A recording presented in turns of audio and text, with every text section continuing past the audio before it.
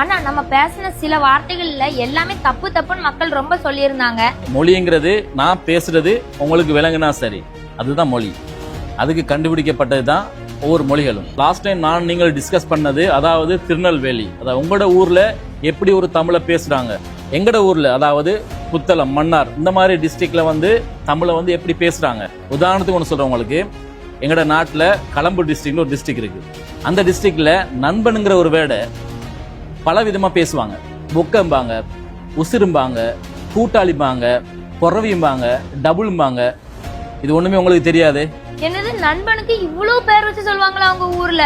Eastern ஒரு area, அந்த ஏரியால நம்ம குளிச்சியா அப்படி கேட்பேன் தானே, அதை தண்ணி வாத்தியான்னு கேட்பாங்க. நான் வந்து எங்களோட யூனிவர்சிட்டி என்டர் பண்ண டைம், அப்பதான் நான் ஈஸ்டர்னுக்கு போறேன்.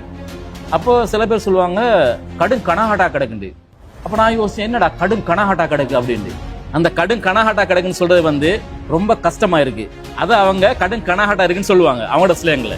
தவளை இருக்கு தானே, தவளையை உங்களோட ஸ்லேங்ல நீங்க எப்படி சொல்லுவீங்க? தவளைய நாங்க தவக்கான்னு சொல்லுவோம், தவக்கலன்னு சொல்லுவோம்.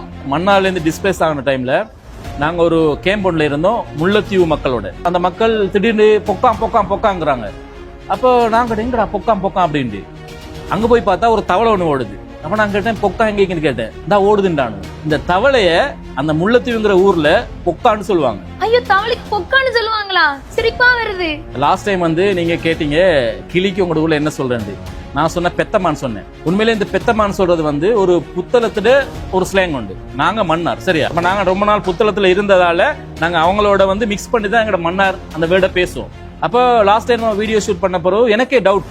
ஆனா எனக்கு தெரியும், என்னோட ஃப்ரெண்ட்ஸ், எங்களோட சூழல் புத்தளத்துல நிறைய பேர் பெத்தமான்னு சொல்லுவாங்க. என் ஃப்ரெண்ட்ஸ் ஒன்று கோல் அடிச்சேன், அடே நான் ஊர்ல இருக்கும் போல நீங்களும் கிளிக்கு வந்து பெத்தமான் தான்டா சொன்னீங்க அப்படின்னு சொல்லி. நாங்க இப்பயும் அப்படிதான் சொல்றோம் அப்படின்னு சொல்லுவாங்க. அப்ப அவங்க உண்மையா அப்படிதான் சொல்றாங்க. முல்லைத்தீவுல தவளைக்கு பொக்கான்னு தான் சொல்றாங்க.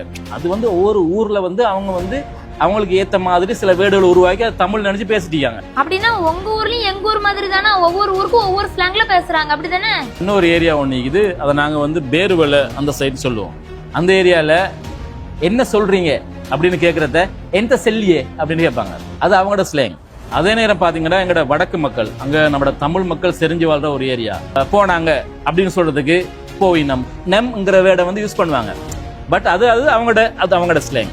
கிண்ணியாண்டு ஒரு ஊர் ஒண்டிக்கு, அங்க இங் அப்படிங்கிற வேர்டை சேர்த்து பேசுவாங்க. இங்க பாருங்க, சில வார்த்தைகள் அவங்களா கண்டுபிடிச்சாங்களா இல்லாட்டி அங்க எப்படி வந்தது அது வந்து நமக்கு தெரியாது. முல்லைத்தீவு ஆளுக்கு வந்து தவளைய பொக்கான்னு சொல்றாங்க. அது மாதிரி ஜஃப்னா ஆளுக்கு வந்து போயினம் வந்தினம் சொல்றாங்க. இது வந்து அவங்க அப்ப இருந்த ஆளுக்கு அது உருவாக்குனது.